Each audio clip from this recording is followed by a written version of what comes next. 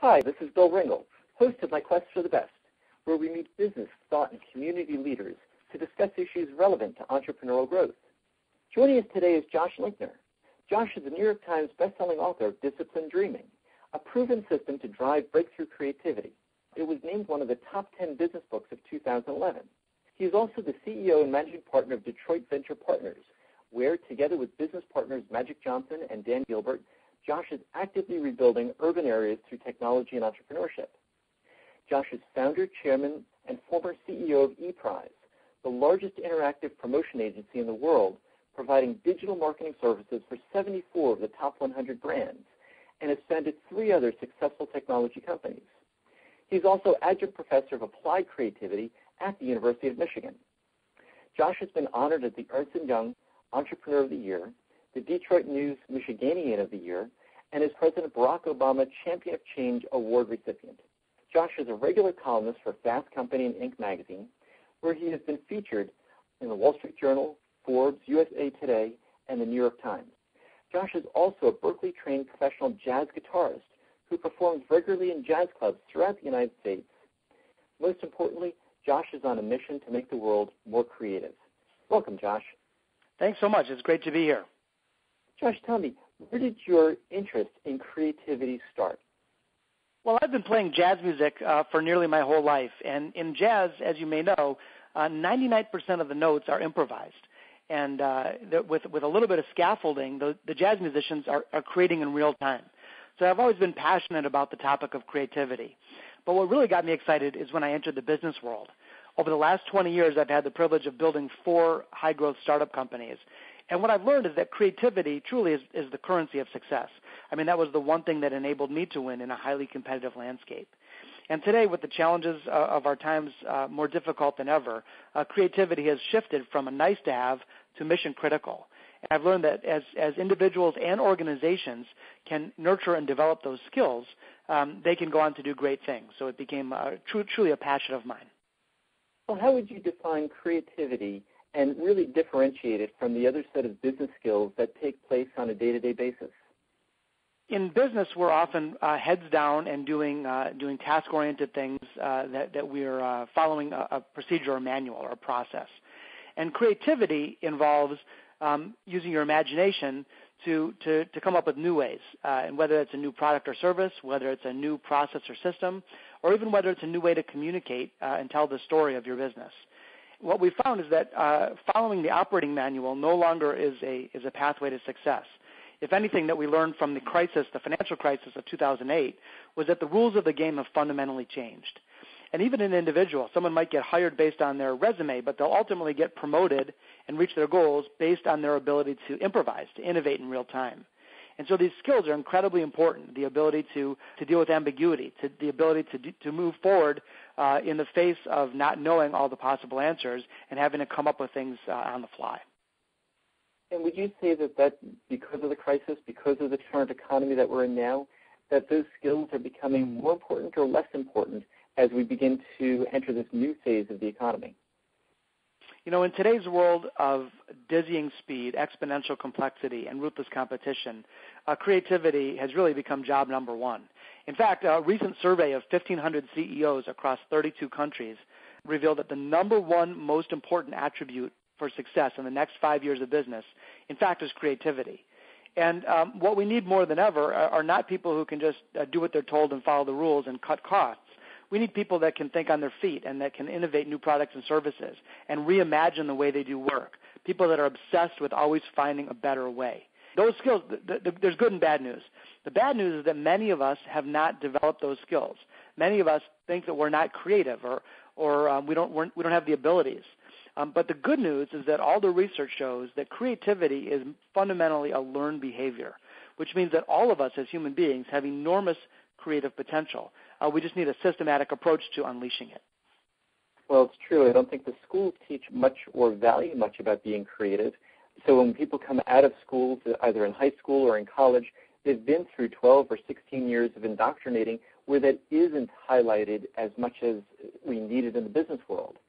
What are some examples of cultures, industries, or companies that you look to that are getting the importance of creativity, that are showing us the way through their example and the culture that they're creating within their organizations or industries?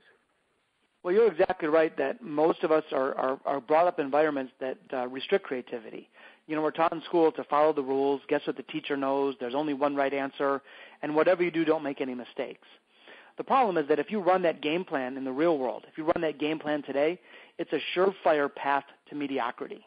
Doing exactly the opposite is what allows us to reach our full potential. Some companies, to answer your question, that are really fostering creativity well, clearly Google is a primary example.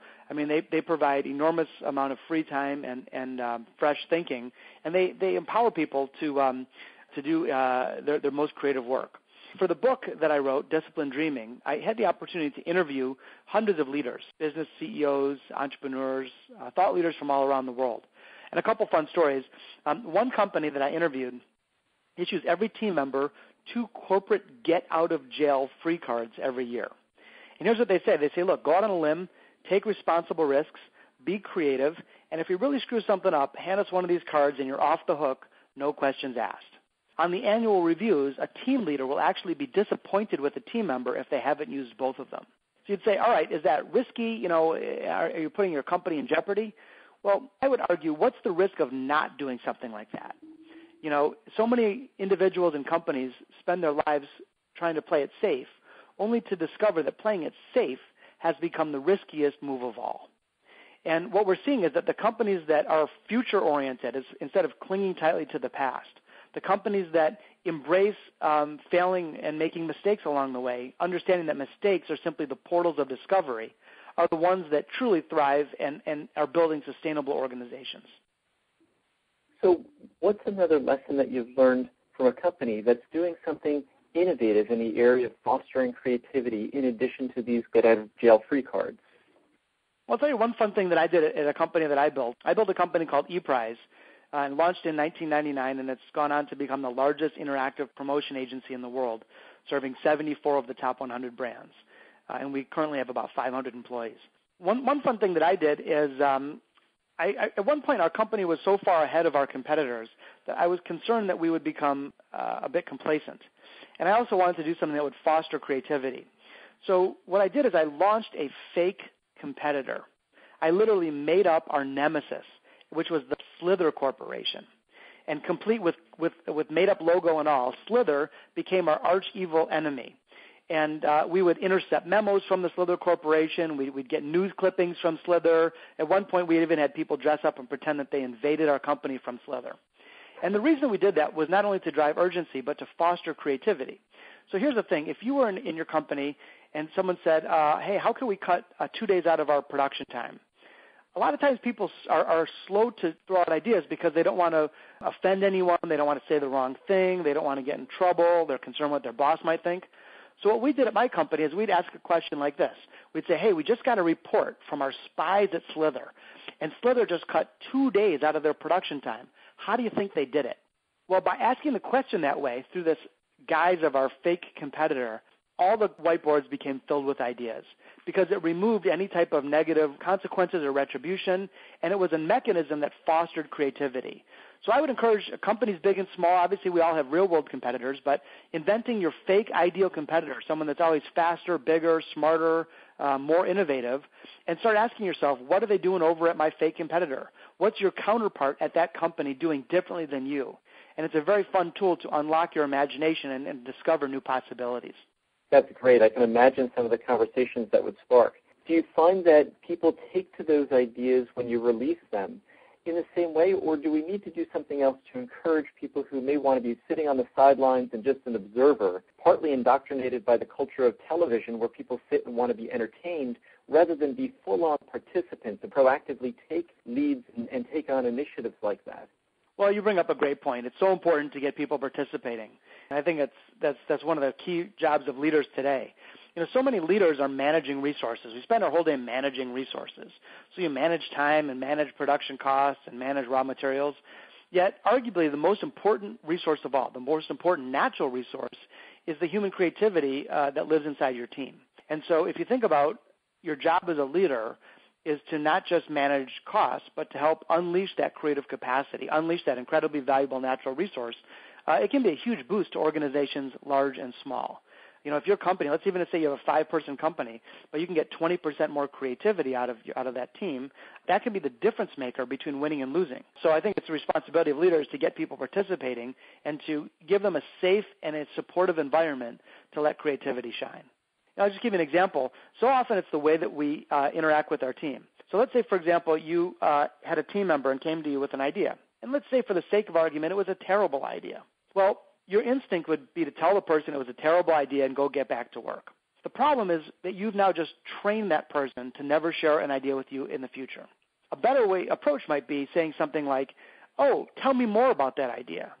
How did you come up with that idea? What was the thinking that allowed you to reach that idea?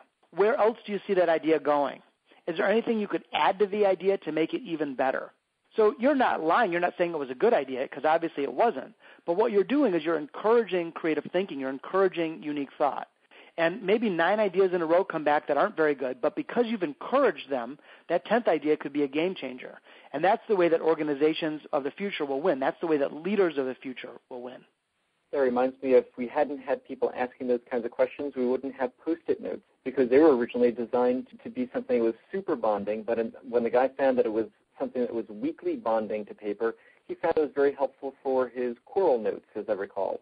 It was an example of taking something that failed with its objective, but how else could it be used, using some of that lateral thinking in order to apply it in a situation where it would be absolutely the perfect solution.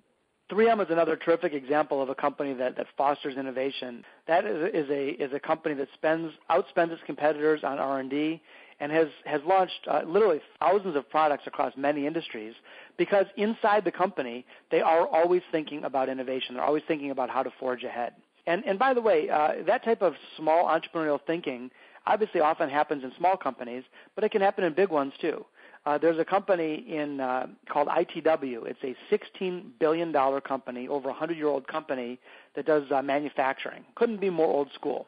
But they don't think old school. They think like a startup. So what they do is every time a business unit reaches $200 million in revenue, they split it in half, because they would rather have lots of hungry, small, scrappy $100 million business units than a giant, clunky, old-school bureaucratic organization. So I think that the point that leaders who are listening today can embrace, or should embrace, is that no matter how big or successful you get, you always want to be focused on reinvention. You always want to be the force of disruptive change, because it's much more fun to be the disruptor than the disruptee.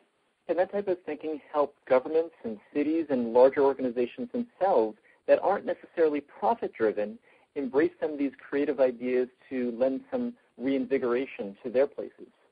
Creative and disruptive thinking, I think, is critical throughout any size of organization, for-profit, not-for-profit, government, healthcare, et cetera.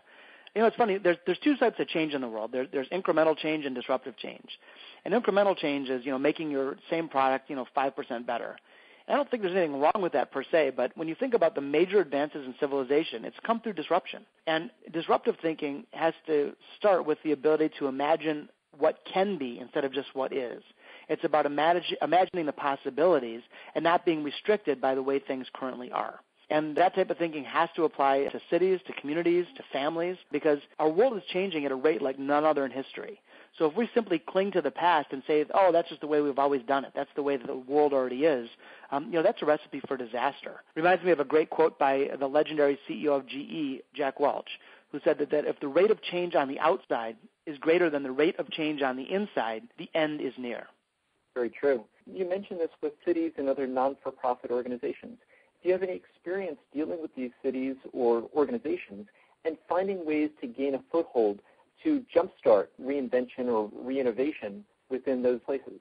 Well, I have a lot of experience right here in Detroit, which is my hometown. And the Detroit, I think, is such a prime example because Detroit started out filled with innovation and creativity. Folks like Henry Ford put us on the map. And as a result of that creativity and innovation and disruptive thinking, our city prospered, and we became one of the top 4 cities in the United States. Then what happened over the next several decades, strangely enough, is we got completely away from those roots. We stopped creating, we stopped innovating, and frankly, we stopped winning. And what we saw over the last several decades is nothing but decay and despair. our city crumbled because instead of focusing on innovation, we built stifling bureaucracies and we became immersed in finger-pointing, protectionism, and blame.